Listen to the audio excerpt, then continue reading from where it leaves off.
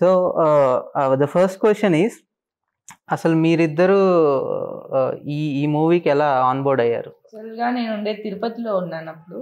So తిరుపతిలో auditions జరిగాయి. ఆడిషన్స్కి attend అయ్యాను.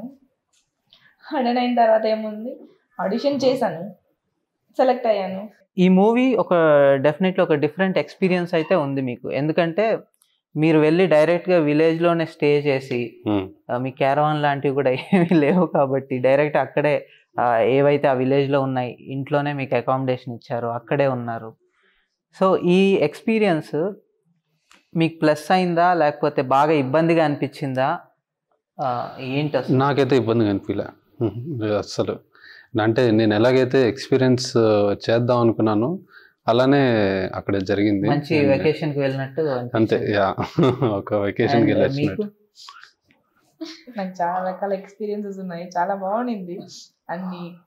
అంటే మేము ఒక ఫస్ట్ మనకు బాధ ఉంటుంది కానీ తర్వాత అది బాగుంది అన్నట్టు అనిపిస్తుంది.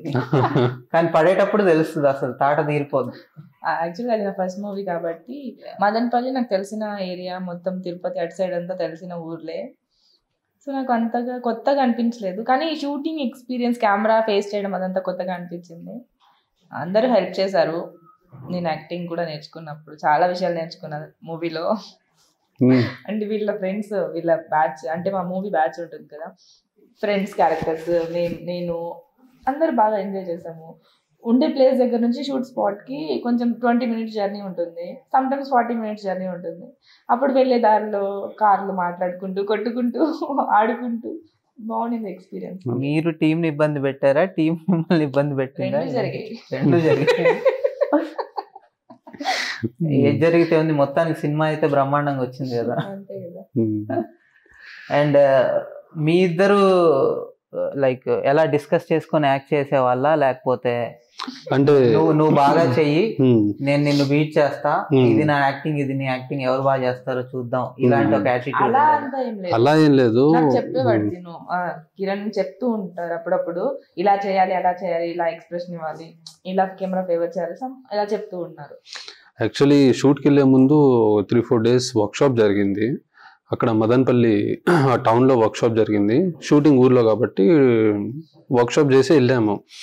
సో దీనికి ఫస్ట్ టైం కాబట్టి ఒక సీన్ ఇచ్చినప్పుడు ఒక ఫస్ట్ డే కొంచెం ఇబ్బంది పడింది. అంటే కొంచెం ఎక్స్పీరియన్స్ అంతగా లేకపోయేసరికి. బట్ సెకండ్ డే ఒక సీన్ చేసేసరికి ఐ వాజ్ ఓకే, బాగా చేసింది. ఐ వాజ్ లైక్ ఓకే, ఈ కాంపిటీషన్ ఉంటే సినిమా బాగా వస్తుంది అన్న దీంతో. అంటే నేను బిలీవ్ చేసేది, మనం కూడా వాళ్ళు దగ్గర బాగా యాక్ట్ చేయాలి, లేకపోతే చివాట్లు తప్పవు డైరెక్ట్. అంటే నేను పర్సనల్ గా బిలీవ్ చేసేది ఏంటంటే, యాక్టర్స్ మధ్య ఎంత ఎక్కువ కాంపిటీషన్ ఉంటే సినిమా అవుట్పుట్ అంత బాగా వస్తుంది. Healthy atmosphere. అండ్ ఇప్పుడు దినేష్ గారు మామూలుగానే చాలా ఎక్కువ మాట్లాడుతుంటారు కదా, మరి ఆయనతో లైక్ కన్వర్జేషన్స్ ఇవన్నీ ఎలా ఫీల్ అయ్యారు? అంటే మీకు బ్రెయిన్ కి తీసుకోవటానికి ఈజీగా అనిపించిందా, ఎక్కువ లెక్చర్ వచ్చేసినట్టుందా మీకు, ఏంటి? నాకు అంత నాలెడ్జ్ లేదు తీసుకోవడం, అందుకని నాకు చాలా మంది హెల్ప్ చేశారు. నవీన్ గారు, నా ఫాదర్ క్యారెక్టర్, సర్పంచ్, ప్లస్ అమ్మర్ గారు, వీళ్ళందరూ నాకు చాలా హెల్ప్ చేశారు. కిరణ్, సో ఇంకా ప్రసాద్ వచ్చేసి మూవీకి ఏడి అనమాట, నా ఫ్రెండ్. సో వీళ్ళ ఫ్రెండ్స్ అందరూ నాకు హెల్ప్ చేశారు. ఓకే, సరే, పుట్టింగ్ ద ఫన్ అసైడ్, ఈ మూవీలో ఏంటంటే కొన్ని చాలా మంచి విషయాలు చెప్పారు. అది ప్రతి సీన్లో ఏదో ఒక కొత్త విషయం, ఏదో ఒక మంచి విషయం అయితే టచ్ చేసుకుంటూ వెళ్ళారు. అండ్ వెరీ ఎంటర్టైనింగ్గా కూడా చెప్పారు. ఈ మూవీ మీరు ఒక ఎక్స్పీరియన్స్లా ఫీల్ అయ్యారు కాబట్టి, ఈ మూవీ కంప్లీట్ అయిపోయిన తర్వాత ఆన్ స్క్రీన్ మిమ్మల్ని మీరు చూసుకున్నప్పుడు like what is your first feeling, both of you? నా ఫస్ట్ ఫీలింగ్ ఏమంటే, మొత్తం ఎక్స్పీరియన్స్ అంతా గుర్తుకొస్తూ ఉండింది, అప్పుడు జరిగినవన్నీ గుర్తుకొస్తూ ఉంది. నాకు మూవీ చూసినట్టు లేదు, మళ్ళీ మెమరీస్ అన్ని రీక్యాప్ చేసుకున్నట్టుంది. సో డెఫినెట్ గా మీ లైఫ్ లో అయితే ఎంతో కొంత చేంజ్ వచ్చిందా ఈ సినిమా తర్వాత? నేను కానీ లేకపోతే నేను ఆ ప్రాసెస్ లో ఉన్నా. ఓకే, ఆ ప్రాసెస్ లో నేనేముంది, only salads, brown rice, first నుంచి అదేనేమో. ఫస్ట్ ఇంట్లో అది వేరుగా ఉండింది. Okay okay.